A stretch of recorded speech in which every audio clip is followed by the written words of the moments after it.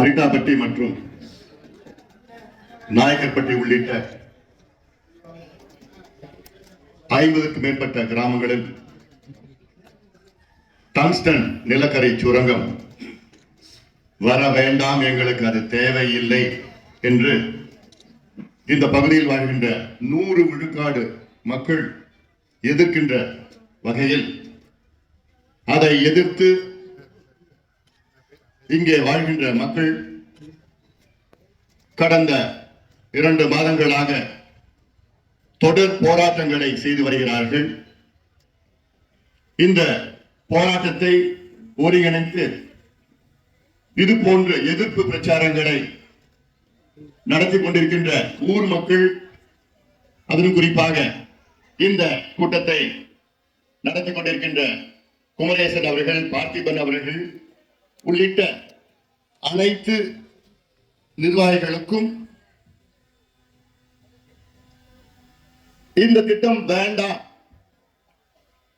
இது இந்த பகுதிக்கு மட்டுமில்ல தமிழ்நாட்டிற்கு தேவை கிடையாது என்று எங்களுடைய மருத்துவர் ஐயா அவர்கள் கருத்து மட்டுமல்ல, இது பாட்டாளி மக்கள் கட்சி மற்றும் கருத்து மட்டுமல்ல, இது தமிழ்நாட்டில் உள்ள ஒட்டுமொத்த மக்களுடைய கருத்தாக இங்கே நாங்கள் வந்திருக்கின்றோம். என்னுடன் வருகை தந்திருக்கின்ற பாட்டாளி மக்கள் கட்சியின் பொதுச் செயலாளர், எங்க கட்சியுடைய பொதுச் செயலாளர், அதாவது எங்க கட்சியில 3 பேருமே வந்திருக்கிறோம். யாரு? கட்சி தலைவர், கட்சி பொதுச் செயலாளர், கட்சி பொருளாளர். நம்ம கட்சி பொதுச் செயலாளர் வடிவேல் ராவணன் அவர்கள், அவரும் தேனி மாவட்டத்துக்காரங்க. எங்க கட்சியினுடைய பொருளாளர் சகோதரி திலகபாமா, அவங்க விருதுநகர் மாவட்டத்துக்காரங்க, திண்டுக்கல் பூர்வீகம். மாவட்ட செயலாளர் அழகர் சாமி, சண்முகநாதன், என்ன எத்தனையோ பேர் வந்திருக்கிறாங்க. இங்க பகுதியில் இருக்கிறவர்கள் என்னுடன் இங்க எல்லாமே வந்திருக்கிறாங்க. இங்கே வருகை தந்திருக்கின்ற அத்துணை நிர்வாகிகளுக்கும், ஊர் பெரிய மக்கள், குறிப்பாக என்னுடைய தாய்மார்கள், என்னுடைய சகோதரிகள், அண்ணன்மார்கள், உழவு பெருங்குடிகள், ஊடக நண்பர்கள், காவல்துறை நண்பர்கள் உள்ளிட்ட உங்கள் அனைவருக்கும் அன்புமணி ராமதாசன் பணிவான வணக்கங்கள். உங்களை இங்க நான் மகிழ்ச்சியா சந்திக்க வரல, நீங்களும் மகிழ்ச்சியா இல்ல. நான் கோபத்தோட வந்திருக்கிறேன், மனசுல எல்லாம் கோபத்தோட தான் வந்திருக்கிறேன். எப்படி இப்படி ஒரு அநியாயம்? ஐட்டாப்பட்டியில மட்டும் கிடையாது, தமிழ்நாட்டில் எங்க இந்த போன்ற அநியாயம் நடந்தா அங்க முதல் நிக்கிறது யாருன்னா எங்க மருத்துவர் ஐயாவும் நாங்களும் தான். காரணம், எங்க கட்சி பாட்டாளி மக்கள் கட்சி. பாட்டாளினா என்னம்மா? நெத்தியில யாருக்கு வேர்வை வருதோ அவன் பாட்டாளி. அது உழவர் இருந்தாலும் சரி, வியாபாரி, நம்மளுடைய குழிகாரர் இருந்தாலும், யார் இருந்தாலும் சரி பாட்டாளிகள். அப்படிப்பட்ட பாட்டாளி மக்கள் கட்சியில 90% யாருன்னா விவசாயிகள் தான், விவசாய குடிகள் தான். அப்படி எங்கே தமிழ்நாட்டில் அநியாயம் நடந்தாலும் அங்கே முதல் நிற்கிறது நாங்க தான். இது எங்களுடைய கடமை. இது கடமைக்காக எங்களுடைய கடமை என்ன? தமிழ்நாட்டில் 1 சென்ட் விவசாய நிலம் யாரும் கையகப்படுத்தக்கூடாது. எந்த அரசா இருந்தாலும், மத்திய அரசாலும் சரி, மாநில அரசாலும் சரி, யாருக்கும் அதிகாரம் கிடையாது. காரணம், இது நம் முன்னோர்கள் வாழ்ந்த மண். இது நம்முடைய அடையாளம். இது நமக்கு சோறு போடுற மண். இந்த மண்ணை அழிச்சிட்டு நாளைக்கு எங்க போய் சோறுக்கு அடைய போறோம்? அடையாளத்தை அழிச்சிட்டு எங்க போய் அனாதைகளா இருக்க போறோம்? இதெல்லாம் கடந்த காலத்துல பார்த்துட்டோம் நிறைய. அதனாலதான் இந்த முறை முடிவா இருக்கிறோம். இங்க இருக்கின்ற 5000 ஏக்கர்ல 1 சென்ட் மண்ணை எடுக்க நாங்க விட மாட்டோம். எந்த எல்லை கூட நாங்க போவோம், எந்த எல்லை கூட நாங்க போவோம். எங்களுக்கு வரலாறு இருக்கு, பாட்டாளி மக்கள் கட்சிக்கு வரலாறு இருக்கு. இதே போன்றுதான் தூத்துக்குடியில 10,000 ஏக்கர் நிலத்தை எதுக்கு? டாடா கம்பெனிக்கு டைட்டேனியம்காக, டாடா டைட்டேனியம் கம்பெனிக்காக தமிழ்நாடு அரசு தாராளத்து கொடுத்துட்டாங்க. எவ்வளவு? 10,000 ஏக்கர். அங்கே அன்றைக்கு எங்களுடைய மருத்துவரையா நேர்ல போய் அங்கேயே படுத்தார், அங்கேயே தங்கினார், அங்கேயே மக்களை திரட்டி தொடர் போராட்டம் நடத்தி பிறகு அரசாங்கம் நாங்க இந்த திட்டத்தை கொண்டு வர மாட்டோம் கையெழுத்து போட்டு. இது நடந்து எவ்வளவு நேரம்? 20 ஆண்டுகள் ஆகிறது. 20 ஆண்டுகள் ஆகிறது. இதுதான் பாட்டாளி. இங்க நான் அரசியல் பேசியோ எங்க கட்சியை பத்தி பேச வரல, கடந்த கால வரலாற்றை பற்றி பேசுறேன். இது யாருக்கு இந்த வரலாறு தெரியுமா? உங்களுக்கு இல்ல, அரசாங்கத்திற்கு. அரசாங்கத்துக்கு போய் சேரணும். இங்க நம்ம குரல் அரசாங்கத்துக்கு போய் சேரணும், நம்ம எதிர்ப்பு அரசாங்கத்துக்கு போய் சேரணும். 2 அரசாங்கமும் சரிங்க, இங்க இருக்கிற அரசாங்கமும் சரி, மத்திய அரசாங்கத்துக்கு போய் சேரணும். ஓஹோ, இந்த மக்கள் விட மாட்டாங்கப்பா, அவங்க கூட எல்லாம் சேர்ந்துட்டாங்கப்பா. இதுக்கு பல தீர்வுகள் இருக்கிறது. அதாவது முதல்ல ரெண்டு பேரும் எப்படி ஏமாத்துறாங்க, மத்தியிலும் சரி மாநிலத்திலும் சரி, திமுக அரசு எப்படி உங்களை ஏமாத்துனாங்கன்னு பல பேருக்கு தெரியும், சில பேருக்கு தெரியாது. இது 2021 செப்டம்பர் மாதம். அப்பதான் இத பத்தி ஜியாலஜிக்கல் சர்வே ஆஃப் இந்தியா இருக்கிறது, புவியியல் ஆராய்ச்சி மையம் இந்த பகுதியில டங்ஸ்டன் இருக்கிறது என்று தமிழக அரசுக்கு ஒரு தகவல் அனுப்புறாங்க. 2021 செப்டம்பர் மாதம். அப்போ இது போன்ற சுரங்கத்திற்கு ஏலம் விடுவத அதிகாரம் மாநில அரசுக்கு அப்ப இருந்தது. தமிழ்நாடு அரசுக்கு அதிகாரம் இருந்தது, ஏலம் விடுறதுக்கு அதிகாரம் இருந்தது. அப்போயும் தமிழ்நாடு அரசு அமைதியா தான் இருந்தது, அதை பத்தி கண்டுக்கல. அவங்களுக்கு ஒரு ஆசை என்ன, சரி இதில் எப்படியாவது ஏலம் விட்டுட்டு காசு சம்பாதிச்சிடலாம், அப்படியே அமைதியா விட்டுட்டாங்க. அதன் பிறகுதான் 2023 ஆகஸ்ட் மாதம் தான் ஒரு சட்ட திருத்தம் வந்தது மத்தியில. என்னன்னா, எங்க தமிழ்நாட்டில் இந்தியாவில் எங்கேயாவது ஏலம் விடணும், அது மத்திய அரசு தான் செய்யணும், மாநில அரசுக்கு உரிமை இல்லைன்னு சொல்லிட்டாங்க. அதன் பிறகு 2023 அக்டோபர் மாதம் தமிழ்நாடு அரசிலிருந்து மத்திய அரசுக்கு ஒரு கடிதம் அனுப்புறாங்க.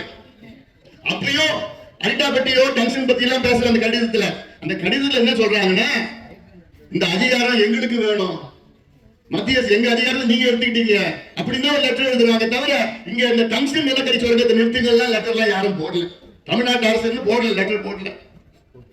மத்திய சட்டம் முடிஞ்சு போச்சு. அதன் பிறகு இங்கே ஆய்வு பண்ணி இந்த ஏலம் விடத்துக்கு மத்திய அரசு தயார் செஞ்சுட்டு இருக்காங்க.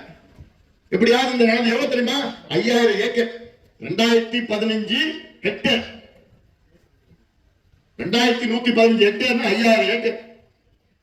இதை எப்படியா எடுத்துட்டு போயிடலாங்க.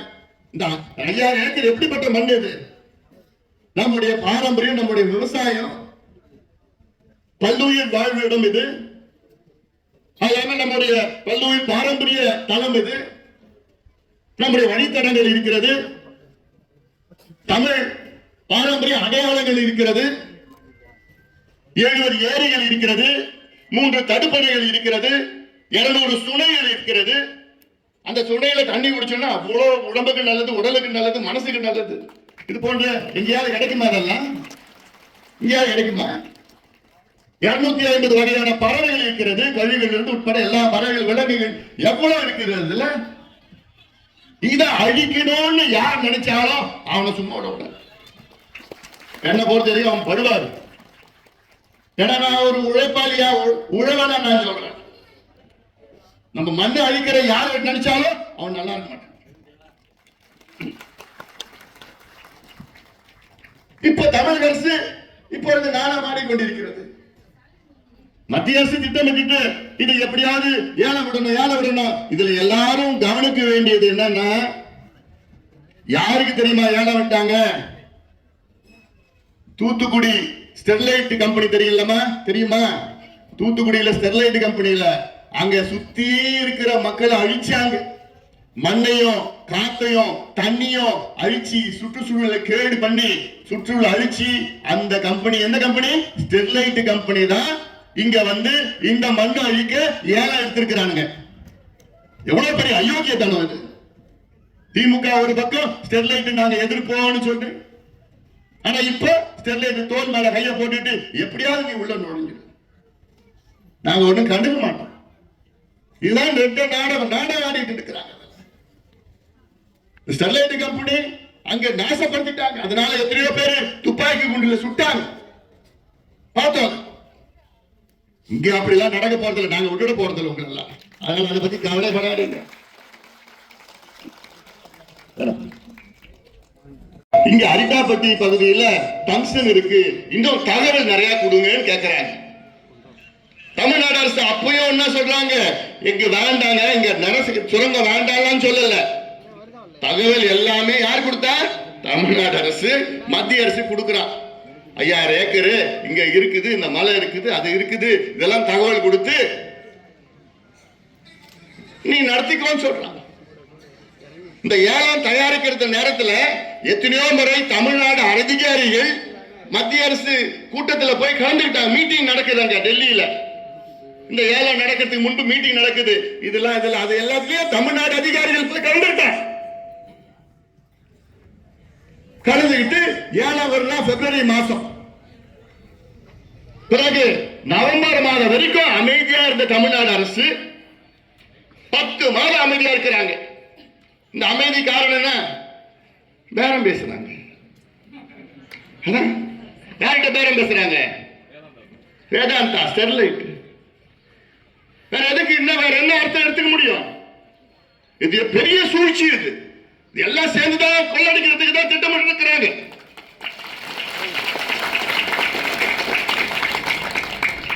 அதன் பிறகுதான் பாட்டாளி எழுச்சி நீங்க போராட்ட பிறகுதான் அப்பதான் பார்த்தேன்.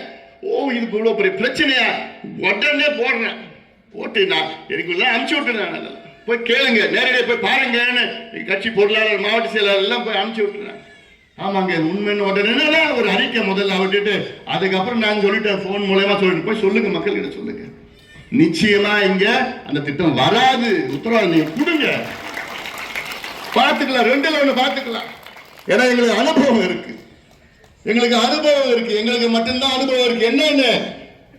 விவசாய நிலங்களை காப்பாற்றுகின்ற அனுபவம் எங்களுக்கு மட்டும்தான் இருக்கு. அதை அழிக்கிற அனுபவம் திமுக இருக்கு, மற்ற கட்சியில், ஆண்ட கட்சியில், ஆளு கட்சியெல்லாம் இருக்கு. அதை அழிக்கணும், எங்களுக்கு அந்த மண்ணை காப்பாற்றணும். ஏன்னா எனக்கு எங்க அப்பா அம்மா பிறகு எனக்கு சோறு போறது யாரு? விவசாயிகள் என்ற கடவுள். எனக்கு விவசாயிகள் என்னுடைய கடவுள், எனக்கு சோறு போடுற கடவுள். அவங்க வாழ்கின்ற மண்ணை காக்கிறது என்னுடைய கடமை. இது நான் ஏதோ வசனம் பேசல. நான் தமிழ்நாட்டில் எங்க அந்த நிலைப்பாடு தான். அது கன்னியாகுமரியில் இருந்தாலும் சரி, கும்மிடிப்பூண்டியில் இருந்தாலும் சரி, பில்லூர்ல இருந்தாலும் சரி, தஞ்சாவூர்ல இருந்தாலும் சரி, எந்த ஊர்ல இருந்தாலும் சரி. 5 நாளுக்கு முன்பு திருவண்ணாமலையில ஒரு மாபெரும் உழவர் மாநாடு போட்டோம். 5 லட்சம் பேர் அதில் கலந்து விட்டார். உழவர் மாநாடு 25 நாள்ல ஏற்பாடு பண்ணது. அவ்வளவு லட்சக்கணக்கான மக்கள் அங்க வந்து அங்கேயும் இந்த தீர்மானத்தை போட்டோம். அரிட்டாப்பட்டியில எங்க அவ்வளவு பெரிய மாநாட்டுல தீர்மானம் போட்டோம். என்னன்னு? அரிட்டாப்பட்டியில டங்ஸ்டன் நிலக்கரி சுரங்கம் வரக்கூடாது, அதை பாட்டாளி எழுச்சி கடுமையா எதிர்க்கும். இப்ப என்ன சொல்றாங்க? நானும் ஆடிட்டு இருக்கிறாங்க. எங்களுக்கு இல்லைங்க, மத்திய அரசு தான் பண்ணிட்டாங்க. என்னையா நாடகம்? யார் நாடகம்? யார் ஏமாறுவாங்க? அந்த காலம் கிடையாது, இந்த காலம். இங்க இருக்கின்ற இளைஞர்கள் எல்லாம் இருக்கிறான், அவன் எல்லாம் வாட்ஸ்அப் போன் எல்லாம் வச்சிருக்கிறான், சோசியல் மீடியா வச்சிருக்கிறான். டக்கு டக்கு டக்குன்னு அவன் உண்மை வருது. அந்த காலத்துல தான் இவங்க அப்பா அம்மா எல்லாம் ஏமாத்தினீங்க. இப்ப இவங்க ஏமாற நிலையில இல்ல, தெளிவா இருக்கிறாங்க. அதே போன்று நாங்கள் இவர்களுக்கு உறுதியாக இருக்கின்றோம், என்றைக்குமே உறுதியாக இருக்கு. இது ஓட்டுக்காகவோ அரசியலுக்காக நான் நிச்சயமா வரலாமா? அதெல்லாம் வேற உணர்வுபூர்வமா நாங்க வந்திருக்கிறேன். இந்த திட்டம் வரக்கூடாது, வர விட மாட்டோம். இது எங்களுடைய கடமை. இது சாதாரண பகுதி கிடையாது. நம்முடைய வரலாறு, பாரம்பரியம், சமண மதம், எல்லா மதமும் இங்க சுத்தி இருக்கிற அடையாளங்கள் இருக்கு. இந்த வரலாறு அடிச்சுட்டு நாளைக்கு எந்த வரலாறு நம்ம பிள்ளைங்களுக்கு சொல்ல போறோம்? நம்ம சந்ததியின் எந்த வரலாறு கத்துக்க போறாங்க? இதுதான் பார்த்து கத்துக்கணும். இதெல்லாம் அழிச்சுட்டு எவனுக்காக காசுக்காக அழிச்சுட்டு அப்புறம் நம்ம எங்க போக போறோம்? சோறுக்கு எங்க போக போறோம்? இப்ப முதலமைச்சர் சட்டமன்றத்தில் அப்படியே ஒரு கோபம் வந்துருச்சான். என்னையா ஏமாத்துறீங்க? யாரையா ஏமாத்துறீங்க? எல்லாம் இவங்க தான் பண்ணாங்க. கண்டுபிடிச்ச உடனே கோபம் வந்துருச்சா. கோபம் வந்த உடனே நான் ஆட்சியில் இருக்கின்ற வரை இந்த டங்ஸ்டன் நிலக்கரி சுரங்கத்தை வரவிட மாட்டேன். சரி முதலமைச்சர் அவர்களை, நீங்க வரவிட மாட்டேன்னு சொல்றீங்க. வார்த்தையில எல்லாம் நம்ப முடியாதுங்கனால செயல்ல காமிங்க. என்ன செயல்? ஒரு சட்டம் கொண்டு வாங்க. தமிழ்நாடு சட்டமன்றத்தில் சட்டம் கொண்டு வாங்க. இப்ப சட்டம் தமிழ்நாடு ஜனவரி 6ஆம் தேதி சட்டமன்றம் கூடுது. அங்க ஒரு சட்டம் கொண்டு வாங்க. என்ன சட்டம் தெரியுமா? இந்த பகுதியை, இந்த 5000 ஏக்கர் அரிட்டாப்பட்டி நாகர்பட்டி பகுதியில் உள்ள 5000 ஏக்கரை ஒரு பல்லுயிர் பாரம்பரிய தளம், அது பாதுகாப்பு மண்டலம். பல்லுயிர் பாரம்பரிய தளம் பாதுகாக்க மண்டலம், அது பயோடைவர்சிட்டி ரீஜன் டிவிஷன் ஒன்னு இருக்கு, ஜோன் ஒன்னு இருக்குது. இதை ஒரு சட்டமா கொண்டு வாங்க. ஏன் சட்டமா கொண்டு வரேன்னா, நான் அதுக்கு முன்பு ஒரு உதாரணம் நான் சொல்றேன். இப்போ காவிரி டெல்டா பகுதி எல்லாம் தெரியுமாமா? காவிரி போய் கடல்ல போய் கடற்கரை பகுதி டெல்டா பெரிய பகுதி. அது கிட்டத்தட்ட 6-7 மாவட்டங்கள். அல்ல புதுக்கோட்டையில இருந்து, தஞ்சாவூர்ல இருந்து, திருவாரூர்ல இருந்து, நாகப்பட்டினத்துல இருந்து, அதுக்கப்புறம் மயிலாடுதுறை மாவட்டம் இருக்குது, கடலூர் மாவட்டம் இருக்கு, இப்படி அரியலூர் மாவட்டம் கொஞ்சம், திருச்சியில கொஞ்சம், இதெல்லாமே டெல்டா பகுதி. இந்த பகுதியில தொடர்ந்து அங்க போய் கச்சா எண்ணெய் இருக்குன்னு, கச்சா எண்ணெய் என்ன தெரியுமாமா? இந்த பெட்ரோல் டீசல் எல்லாம் தயாரிக்கிறாங்கல்ல, அது கச்சா எண்ணெய். அதுல இருந்து எடுத்து எவ்வளவு ஆழம் போடுவாங்கன்னா 2000 அடி, 2 கிலோமீட்டர் ஆழம் தொலைவு போட்டு அதுல கச்சா எண்ணெய் எடுத்து அதுல போட்டு பெட்ரோல் டீசல் கெரோசின் மண்ணெண்ணெய் எல்லாம் எல்பிஜி எல்லாம் கொண்டு வருவாங்க. இப்படி உலகத்துல பல டெல்டா பகுதியை அழிச்சிட்டாங்க பல நாடுகள்ல. சரி, இங்கே அழிக்க கூடாதுன்னு எப்படியாவது ஒரு திட்டம் போட்டோம். ஏன்னா அங்க ஓஎன்ஜிசி மத்திய அரசு கம்பெனிக்காரன் 2000 கிணறு போட்டான். 2000 கிணறு போட்டு கச்சா எண்ணெய் உறிஞ்சி உறிஞ்சி உறிஞ்சி அதை எடுத்து இந்த பாலைவனமா மாற்ற பார்த்தான். சோறு போடுற பூமி அது. 1000 ஆண்டுகள் சோறு போட்ட பூமி. இன்னும் 1000 ஆண்டுகள் நம் வருங்கால சந்ததியினருக்கு சோறு போடணும். ஆனா இவங்க இடையில வந்த படுபாவைங்க அதை அழிக்க பார்த்தாடுங்க. நெடுவாசல், கதிராமங்கலம், அப்படி இப்படின்னு அப்படி இடையில ஒரு பெட்ரோ கெமிக்கல் மண்டலம்னு அதுல 45 கிராமம் அழிக்க பார்த்தாங்க. பெட்ரோ கெமிக்கல் மண்டலம். கொள்ளிட ஆத்துக்கு வடக்குல 20 கிராமம், கொள்ளிட ஆத்து கிழக்குல 25 கிராமம், 45 கிராமம் பெட்ரோ கெமிக்கல் மண்டலம் அங்கதான் கொண்டு வரணும். அதுவும் இதே திமுக அரசு தான். உடனே ஊர் ஊரா போன, தெரு தெருவா போன, மக்களை திரட்ட, துண்டு பிரச்சனை கொடுத்தோம், போராட்டம் பண்ண, ஆர்ப்பாட்டம் பண்ண. அரசு சொல்லிச்சு இல்ல நாங்க கொண்டு வர மாட்டோம்னு சொன்னாங்க. அதை விட நான் நிறுத்தல, அது எனக்கு போதாது. நீங்க எழுத்து மூலமா இந்த திட்டம் ரத்து செய்யப்படும் என்று எழுத்து மூலமா கொடுங்கன்னு சொன்னேன். அப்பதான் இந்த போராட்டத்தை கைவிடுவேன்னு சொன்னேன். அரசாங்கமும் வேற வழி இல்லாம கடைசியில எழுத்து மூலமா நாங்க இங்க பெட்ரோ கெமிக்கல் மண்டலம் கொண்டு வர மாட்டோம் எழுத்து மூலமா கொண்டு வந்தாங்க. இன்னைக்கு வரைக்கும் வரல, இனி வராது. அது ஒரு பகுதி தான். ஆனா இந்த பெட்ரோ கெமிக்கல் மண்டலம் வெறும் 45 கிராமம் தான். ஆனா இந்த கச்சா எண்ணெய், அதுதான் hydrocarbon, methane, ethane, shale gas, இதெல்லாம் இந்த பிரச்சனை 7 மாவட்டத்து பிரச்சனை பார்த்தேன். சரி, இதுக்கு என்னடா பண்ணலாம்? 2015 தேர்தல் நடந்தது. தேர்தலுக்கு முன்பு அப்ப ஒரு பிரச்சாரத்தை மேற்கொண்டோம். மாற்றம், முன்னேற்றம், அன்புமணியின் பிரச்சாரத்தை மேற்கொண்டோம். அதுல தேர்தல் அறிக்கை, அந்த தேர்தல் அறிக்கையில சரி இந்த மண்டலத்தை எப்படிதான் பாதுகாக்கலாம் ஒரு யோசனை எனக்கு வந்தது. என்ன யோசனைன்னா, இப்போ பறவைகள் சரணாலயம் இருக்குல்ல, அங்க யாரும் உள்ள போக முடியாது. பில்டிங் கட்ட முடியுமாங்க? எதுவுமே உள்ள போக முடியாது. ரிசர்வ் ஃபாரஸ்ட் இருக்குது, பாதுகாக்கப்பட்ட வனப்பகுதி இருக்கு. அதுல உள்ள யாராவது உள்ள போக முடியும்? அனுமதி இல்லாம யாரும் போக முடியாது. அதே போன்று அலையாத்து காடுகள் இருக்கு, அங்கே பிச்சாவரம் போற, அங்கே எதுவுமே உள்ள போக முடியாது, எதுவும் பண்ண முடியாது. அதே போன்று இந்த டெல்டாவை பாதுகாக்கப்பட்ட மண்டலம் அறிவிக்க கூடாதுன்னு ஒரு யோசனை வந்து எங்க தேர்தல் அறிக்கையில காவிரி டெல்டா பகுதியை பாதுகாக்கப்பட்ட வேளாண் மண்டலம் அறிவிக்க வேண்டும், சட்டம் கொண்டு வர வேண்டும் என்று 2015 ஆரம்பிச்சு தெரு தெருவா, வீடு வீடா, ஒட்டுமொத்தம் இந்த மாவட்டத்திற்கு துண்டு பிரசுரம், போராட்டம், ஆர்ப்பாட்டம், விழிப்புணர்வு நாடாளுமன்றத்தில் பல முறை பேசினேன். அன்றைய முதலமைச்சர் எடப்பாடி பழனிசாமி பல முறை வலியுறுத்தின, நீங்களும் தானே விவசாயி, இந்த மண்ணை காப்பாத்துங்க, வரலாறு உங்க பேரை சொல்லுவோம்லாம் சொல்லி சொல்லி சொல்லி எத்தனையோ முறை அங்க போராட்டம் பண்ணி பிறகு 2020 ஒரு சட்டம் வந்தது. சட்டமன்றத்தில் என்ன வந்தது சட்டம்? காவிரி டெல்டா பகுதியை பாதுகாக்கப்பட்ட வேளாண் மண்டலம் என்ற சட்டத்தை சட்டமன்றத்திலே கொண்டு வந்தார்கள். 5 ஆண்டுகள் சட்டம் வந்து இன்னைக்கு அது பாதுகாக்கப்பட்ட வேளாண் மண்டலம் உள்ள எவனும் போய் எதையும் பண்ண முடியாது. ஹைட்ரோ கார்பன் ஆகுது, கிணறாவது, கச்சா எண்ணெய் ஆகுது. இது நமக்கு சோறு போடுற பூமி. அந்த பூமி அப்படியே பாதுகாக்கப்படும் காலங்காலமா. அதே போன்றுதான் இன்று நான் கேட்கின்றேன், இங்கே அரிட்டாப்பட்டி, நாயக்கன்பட்டி உள்ளிட்ட இந்த பகுதி 5000 ஏக்கரை தமிழக அரசு பாதுகாக்கப்பட்ட இந்த மண்டலம் பல்லுயிர் பாரம்பரிய மண்டலமாக ஒரு சட்டத்தை முதலமைச்சர் கொண்டு வர வேண்டும். இதுதான் எங்களுடைய கோரிக்கை, இதுதான் நிரந்தர தீர்வு. இவங்க வாயை மட்டும் நம்பாதீங்கம்மா, என்ன அனுமதியில சொல்றேன். சட்டமன்றத்துக்கு உள்ள ஒண்ணு பேசுவாங்க, வெளியில ஒண்ணு பேசுவாங்க, மேடையில ஒண்ணு பேசுவாங்க, தேர்தலுக்கு ஒண்ணு பேசுவாங்க. அவளை மட்டும் தயவு செய்து நம்பாதீங்க. சட்டம் வேணும்னு கேளுங்க, உங்களுக்கு என்ன உதவி வேணா நான் பண்றேன், அதுக்கு என்னென்ன செய்யணுமோ நான் செய்யறேன். இந்த சட்டம் வந்தாதான், ஏன்னா இது நியாயமான கோரிக்கை, இது நம்முடைய பாரம்பரியம், நம்முடைய அடையாள சின்னங்கள், தமிழர்களுடைய அடையாள சின்னங்கள். இதை பாதுகாக்கணும். ஒரு பக்கம் போன கன்னியாகுமரிக்கு போயிருந்தேன். கன்னியாகுமரியில அங்க பார்த்தா கிள்ளியூர்ல அங்க கிட்டத்தட்ட ஒரு 30-40 கிராமத்துல அங்க கிட்டத்தட்ட 1200 ஏக்கர் நிலம்.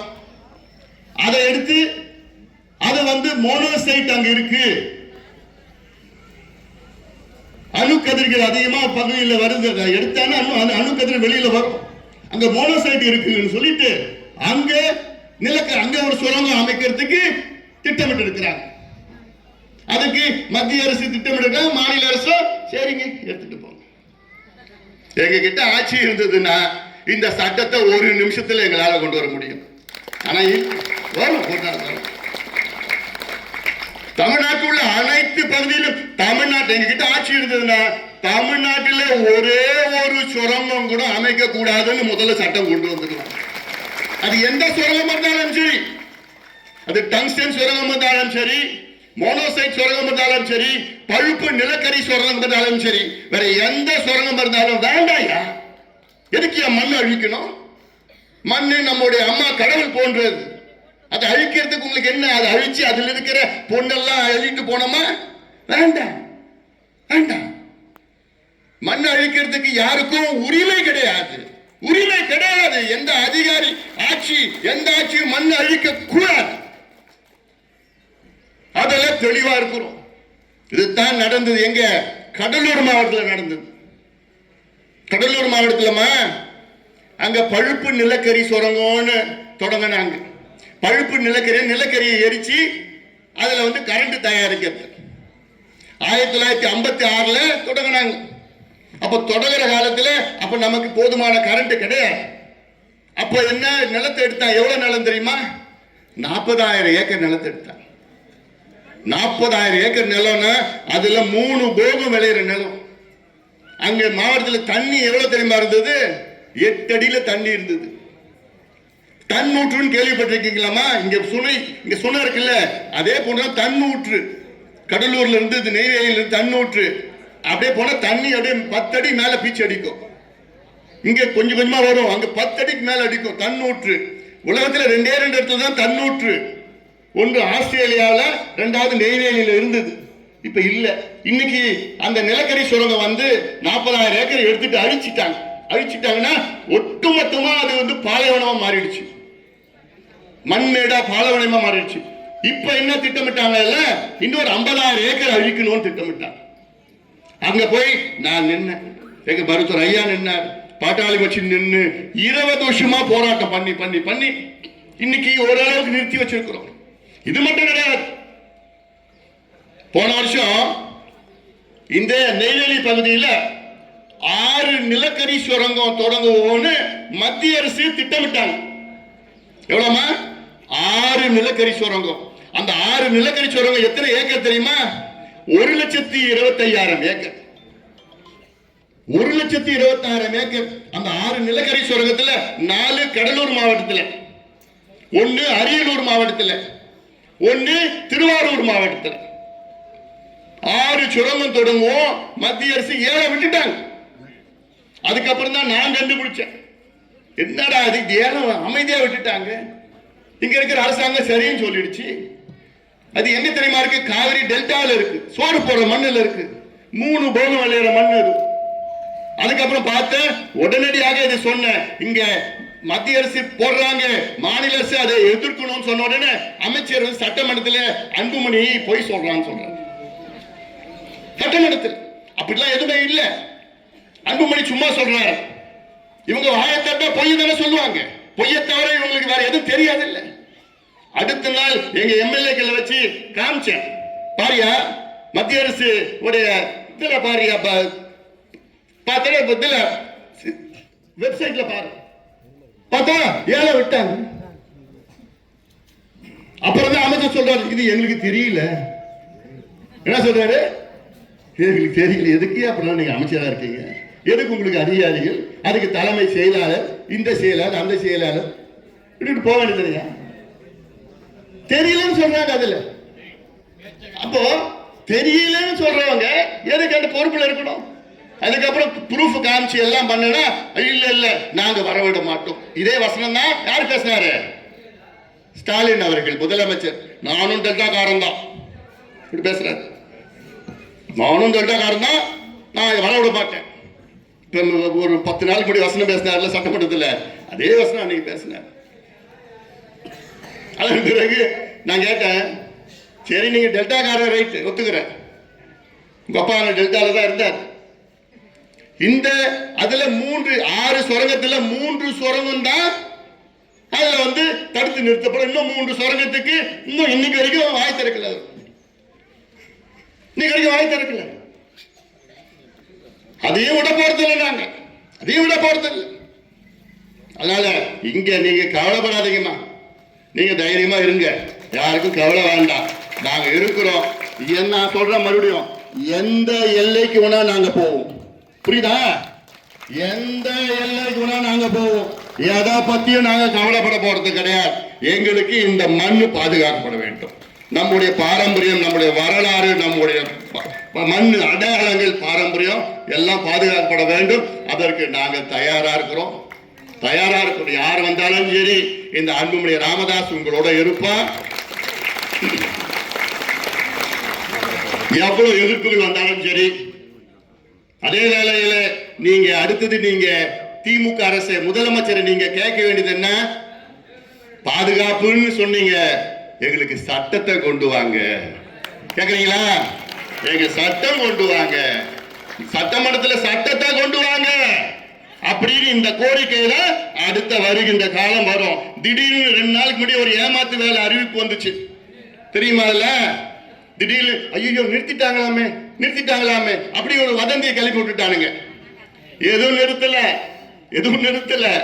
அதுல 117 ஹெக்டேர் அது மட்டும், அது பாரம்பரிய அடையாளங்கள்லாம் இருக்குன்னு ரீசர்வே பண்ணும், மறு ஆய்வு பண்ண சொல்லி இருக்கிறாங்க. அதாவது என்னன்னா 5000 ஏக்கர்ல 425 ஏக்கரை மட்டும்தான் மறுபடியும் ஆய்வு பண்ண சொல்லி இருக்கிறாங்க, ரீசர்வே பண்ண சொல்லி இருக்கிறாங்க. மீதி இருக்கிற கிட்டத்தட்ட 4000 ஒரு ஆமா 4500 4600 ஏக்கரை அப்படியேதான் இருக்கு. திட்டம் அப்படிதான் இருக்கு, ஏலம் விட்டுட்டாங்க. அதனால வெறும் 400 ஏக்கர் தான் அதுல ரீசர்வே பண்ணி, அந்த ரீசர்வே மறு ஆய்வு பண்ணாலும் என்ன முடிவு எடுக்க போறான்னு தெரியாது. அதையும் இதை உடனே அது நிறுத்திட்டாங்களாமே, அதை பண்ணிட்டாங்களாமே, இப்படி பண்ணிட்டாங்களாமே. அதாவது இந்த திமுககாரங்க இந்த மாதிரி பொய்ய சொல்லத்துல PhD படிச்சிருக்கிறாங்க. சாதாரண PhD கிடையாது. அப்படி 10 முறை ஒரு பொய்ய சொன்னா அது உண்மையாயிடுது. கோயபிள்ஸ் பிரச்சாரம் நாங்க அனுபவிச்சிட்டோம், நிறைய அனுபவிச்சிட்டோம். அதனால தயவு செய்து இவங்களை நம்பாதீங்க. சட்டம் கொண்டு வரையா உள்ள வாயா, இல்ல யாரும் வராது. சட்டம் வேணும், சட்டம் எங்களுக்கு வேணும். சட்டமன்றத்தில் கூட்டுவாங்க. இல்ல இந்த சட்டமன்ற கூட்டத்தில் சின்ன காலம்னா அடுத்தது தனியா போடுறதுக்கு தனியா ஒரு சட்டமன்ற கூட்டத்தொடர் தனியா 1 நாள் 2 நாள் இதுக்காக போடுங்க. இப்ப கூட நேரம் இருக்கு. ஜனவரி 6ஆம் தேதி தான். ஜனவரி 6ஆம் தேதி எவ்வளவு நாள்? 1 வாரமா, 2 நாளா, 3 நாளா, 1.5 நாளா, 8 நாள். இதெல்லாம் ஒரு சட்டமன்றம். ஒரு வருஷத்துக்கு 100 நாள் போடுங்க சட்டமன்றம். 1.5 நாள் 1.25 நாள். ஆனால் அதை பத்தி விடுங்க, அது வேற. மீண்டும் சொல்றேன், இங்க இருக்கின்ற அத்துணை என்னுடைய சகோதரிகள், சகோதரர்கள், தாய்மார்கள், அண்ணன்மார்கள், உழவு குடிகள், இளைஞர் தம்பிகள், தங்கைகள் எல்லாத்துக்கும் நான் சொல்றது, இந்த திட்டம் வராது, வர விட மாட்டோம். அதே நேரத்தில் மெத்தனமா இருந்துடாதீங்க. நானும் கேட்கிறேன், நீங்களும் கேளுங்க.